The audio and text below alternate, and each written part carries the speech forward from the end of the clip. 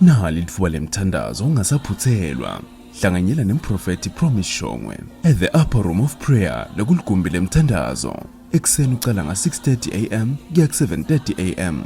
Nasemini nga-1 pm kuya ku-2 pm njalo ngolwesibili kuya kuLwesihlanu. E-Eagles House Building Office number 10 celeni kwaka-Railway eMbabane. Kuleli gumbi lemkhuleko siphindze sibe nelovisi leteluleko pheceleti counseling sessions. Letichutshwa ngumprofeti Promise Shongwe lojinga beneticu te-psychology. Kubeka sikhala seteluleko noma kuvaka bandi. Shaya noma ushiye umlayeto nga-WhatsApp ku-76 59 1921. Umlayeto ungaphinza uthumele ekhasini lelithi www.prophetpromiseupperroom.org. Impilo yakho siyinaka kamoya nasenyameni. Sengilo litfuba lekondla umphefumulo luhlelweni lwakho Our Timely Word livi lesikhathi. Nemprofeti Promise Shongwe welibandla le-Chosen Generation of Jesus Christ Ministries lelisembabane. Busiseka.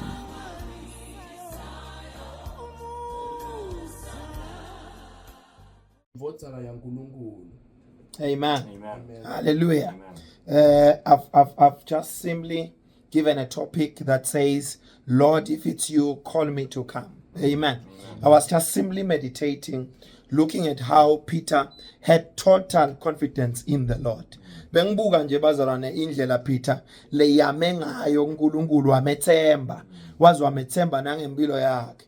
When I was meditating, bengibuka nje ngithi this man Peter said to the Lord, if it's you, nakunguwe Nkosi, ngibide, ngide. Amen. Losho ukuthi ngilokubitwa nguwe, lo lokuletha kuphepha kimi. Which means the presence of Jesus in that situation gave Peter all confidence that noma ngingagcumukela, nangigcumukele ebukhoneni bakhe, kutaba nendlela yethi ngidawuphuma kanjani.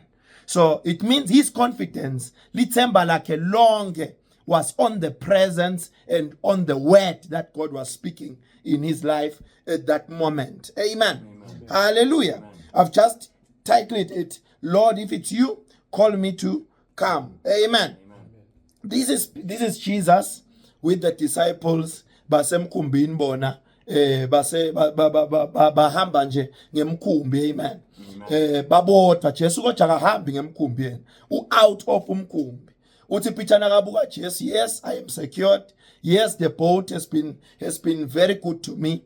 And ngilana ngenxa lomkhumbi. But there is another level which I am seeing Jesus moving in, and I desire it. And he seems to be an expert on it. I've never seen someone walking on water. Amen. Amen. He admires it. He desires it. Amen. Then he begins to ask and say, Lord, if it's you, call me and I shall come. Amen. Ngibide ngifuna kuda mina. Hallelujah. Ngiyatibuta nje balalele emakhaya ukuthi ngabe bangaki bazalwane labasinababona simo nabakubona konke babone phinze bece kulokubona lesimo babona umdali wabo ngetulu kwalesimo. Ngabe bangaki labaphakamisele emehlaba etinzabeni. Amen. Kuze babuke ukuthi isito lwabo liqhamuka kuphi. Ngabe lakho isito liqhamuka kuphi? Where does your confidence comes from?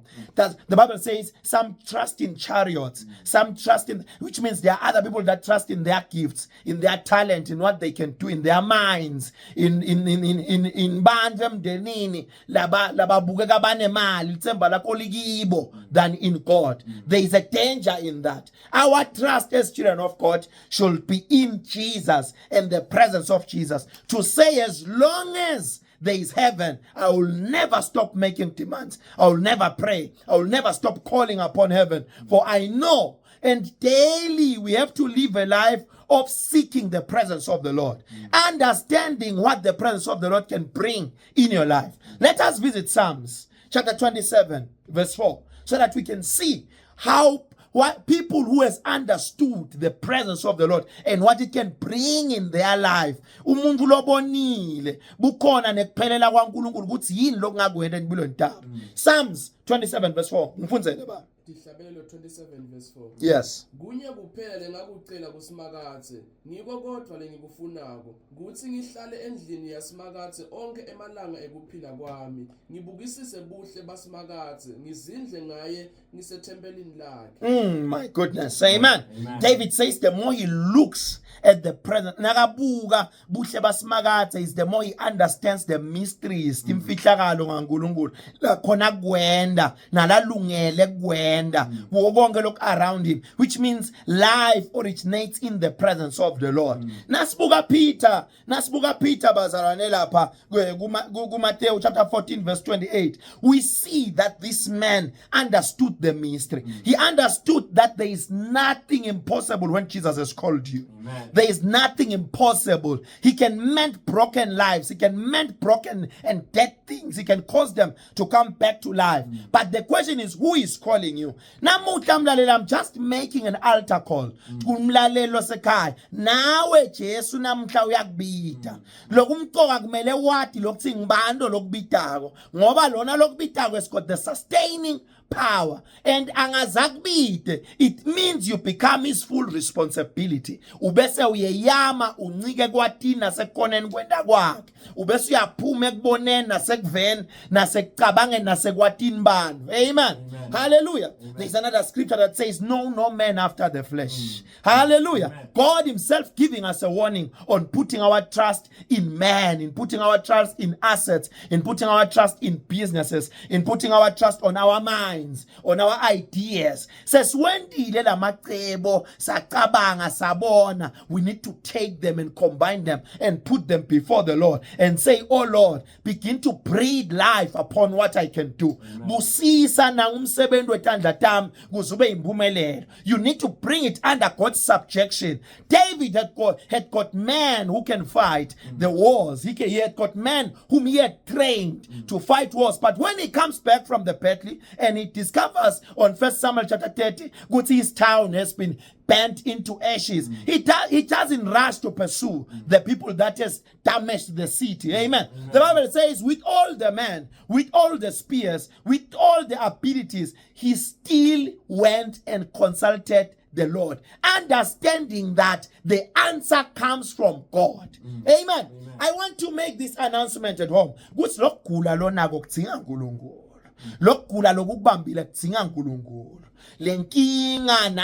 Lenkinga lonayo wena idzinga uNkulunkulu lodala elizulu nemhlaba.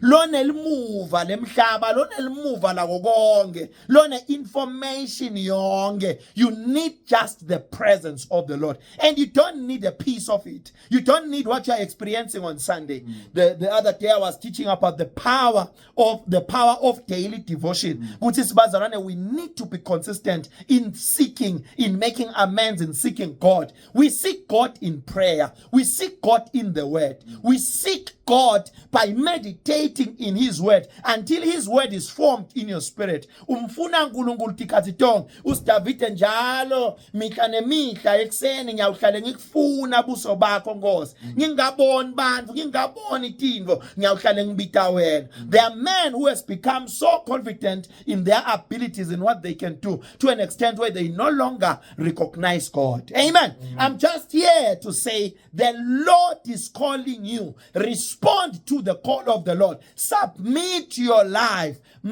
Submit your life. Surrender your authority. Surrender your power to his lordship. Start doing things and amends backed by heavenly powers. Amen. So I'm just simply making this invitation kumlalelo sekhaya ngithi nawe ungakhanza ukuthi boso comfortable ngempilo yakho yonke into bosoyenda nje anyhow any way you feel, ungabiki kumuntu, ungathathisi, ungendi lutho. Start making the word of God the base of your ideas, of your plans, and you shall start seeing things working together for your good. Amen. Amen. Hallelujah. Amen. Amen. Amen. I want us to close with a scripture also. Sasivala. Amen. I want us to look at bantu laba understand what uNkulunkulu. I want us to check Abraham. There is a man called Abraham in Genesis chapter 22 verse 5. Amen. Amen. Bantu laba labathi ukuthi ebukhoneni baNkulunkulu kude kufa. Bantu labathi ukuthi ebukhoneni baNkulunkulu noma into ingakulahlekeli ngabuyiswa iphile. Akunandzaba ukuthi bese ifile. It can come back to life. Sifundzele baba. Genesis 22 verse 5. Sesibuke Abraham. Genesis 22 verse 5. Yes sir. Abrahama wase ukhuluma kuleti 70 takhe wathi, hlalani lana nalembongolo mina nalomfana sisaya lapha kuyawukhonda. Sitawubuya sibuye lakini. Amen.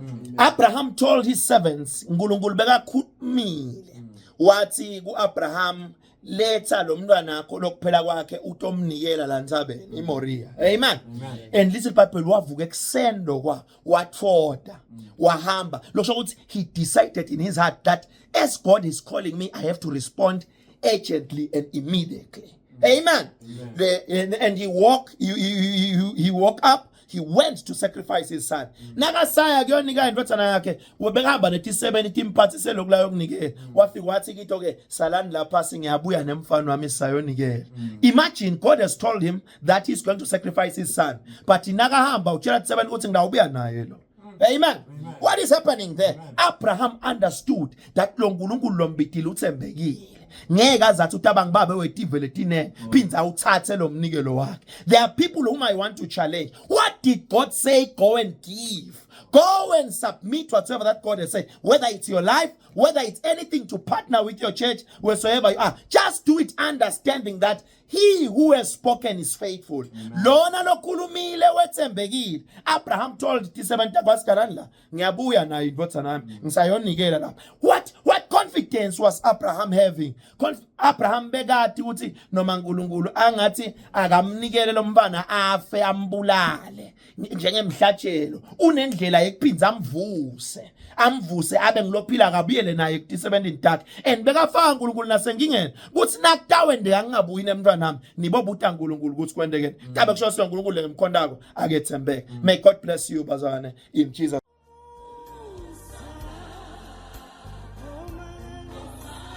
Hlanganyela kunye nathi ebandleni leChosen Generation of Jesus Christ njalo ngelisonto kusuka nga10 AM ke ku2 PM. Libandla lise Hilltop ngemva kwe-waiting room yasemhlambanyathi.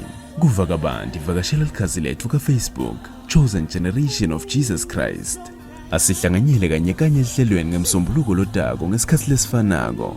Hlala ubusisekile.